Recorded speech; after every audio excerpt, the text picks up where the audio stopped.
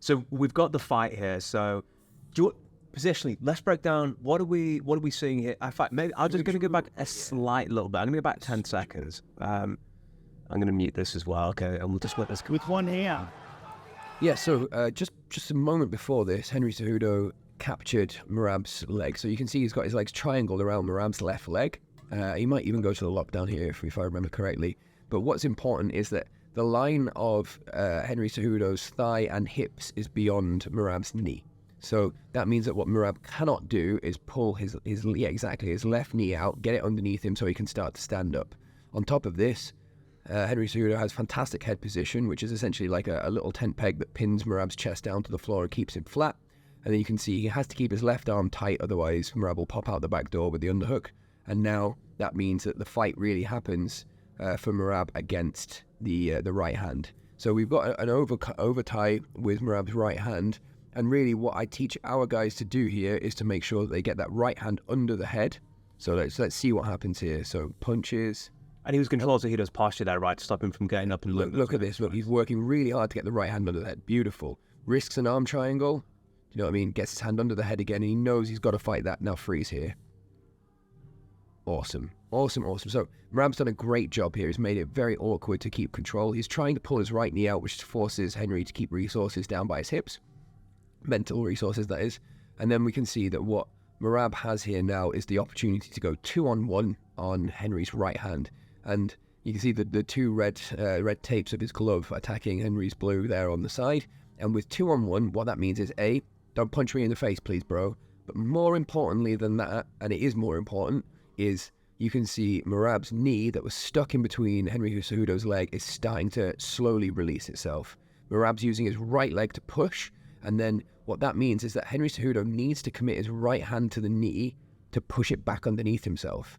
But he can't do it because he's lost the 2-on-1. So we've got this bottom of legs and the bottom half, and the top half we've got Henry can't throw his left hand because if he does, Merab's got that underhook and he's bouncing out the position. Yeah, you can see most of Merab's body is actually out the back door, so it's out behind Cejudo, that side. So they're both facing to Cejudo's right. You know what I mean? But most of Merab's body's there. So if Henry doesn't keep that left arm, that left side of Henry heavy, then Merab can pop out the back door, and that's a terrible idea for Henry. Henry's like, if that happens, then Henry's going to give up his back to somebody who's like an intense cardio wrestler, you know, and tough times. So what he's doing is keeping super heavy weight pressure over that shoulder. Merab gets a 2-on-1, and now what he's going to do is work to get that left knee free. And we can see the knee line's already free. And he's safe here, right? He can't really, there you go. And I think that's a good point right there, right? This elbow he's using to trace to stop him from advancing his position, but top as well. Absolutely. So that that right elbow of Merab, the one that's making the grip at the moment, also impedes Henry's head position. Henry wants his head tight to Merab's head. Do you know what I mean? Because that's going to keep him on the floor, but it's not there anymore.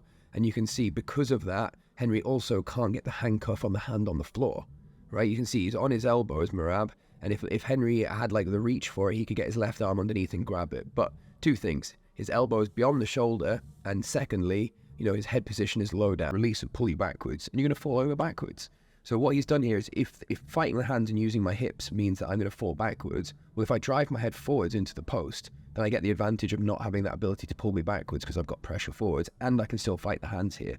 And yeah, I'm going to eat some little knees to the hamstring and to the quad, and they suck, but like not as much as it sucks being underneath an Olympic wrestler. So you've got to pay the toll to get out. It's not going to be a pleasurable experience for Dashvali, but he will get out with these techniques, right? I'd love to see what's happening in the front of here because clearly Merab's doing some absolute work on those hands at the moment, you know? Yeah, he's pushing his hips back, get that head pressure against some fans. Yep, and then he turns and faces, he's got his underhook, and now he can start to turn. Now, if you freeze here, so one thing, he's vicious, isn't he, man? Look at him. He's like, yeah, he's trying to take his head off, yeah. He's like, look, my left underhook stops you from shooting on me, which means I'm not always needing of an overhook here. He's not trying to turn here. He's just saying, don't shoot on me with that left underhook. Now I'm going to crack you super hard. And what he needs to do with that cracking him super hard is incentivize Henry to just move his head. Like, Henry's won that left arm deep and that right arm low. So it's like, you know, you want to be heavy on their underhook. Do you know what I mean? And you want to be like, you want to have your underhook high, their underhook low. So Henry has won this position. Do you know what I mean? But because Merab's confident in his underhook and his ability to stand up, what he's going to do is crack him 2 or 3 times. And then what he really should do is take that right shoulder and try and be heavy on Cejudo's elbow and his left arm, so that Merab's left arm can rise and Henry Cejudo's left arm will fall.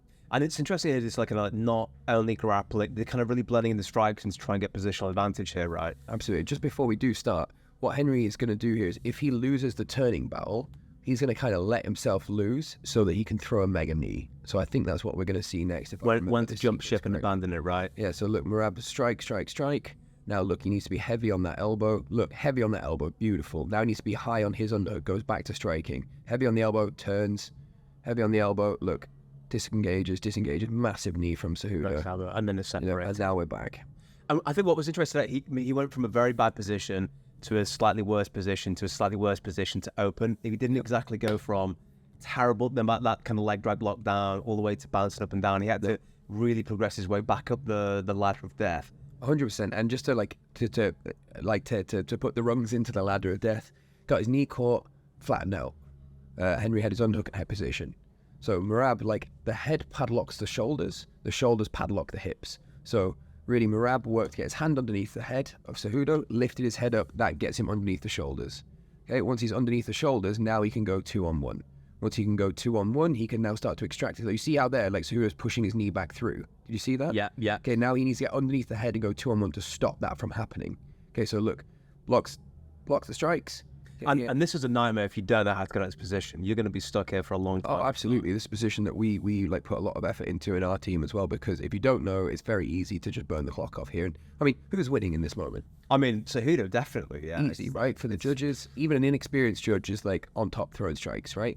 But so let's just play forward through here. Right hand's going to come underneath the head, 2-on-1. Once I got the 2-on-1, you can't push my knee back through. Once you can't push my knee back through, I can extract my knee, and then we're into a different realm of wrestling. Okay, so wrist the arm triangle. Speedy. Good. Oh, and what should Henry have done here to consolidate the position a little bit more? Is it just this chaotic battle? If you pause it. So, this is difficult to do, but actually what Henry Cejudo should have done, here's me telling Cejudo what to do, obviously, is take his head and bring it behind Merab's elbow to strip the grip. If Henry Cejudo keeps a tight waist with his left hand and lets his head come behind the elbow, drives through the tricep with his forehead, he'll strip those grips off, and then he can readjust the knee and go back to striking. Does that make sense? Brilliant. That makes good sense, yeah. Yeah, not easy to do, bro. You're talking, easiest. What is it, position before submission that they say? Yeah. You know what I mean? And that's true, isn't it? It's position. Do you know what I mean? So that's something really important. So that position takes us nice onto the final breakdown, which is going to be the Volk deploy. So this is a slow motion replay at the end, just because it's easy to understand. Yeah, so play it through. But this is knockout power, and that rule is it again. So what's happening here? So let's press play again. So we've got body shot. Left hook comes up top.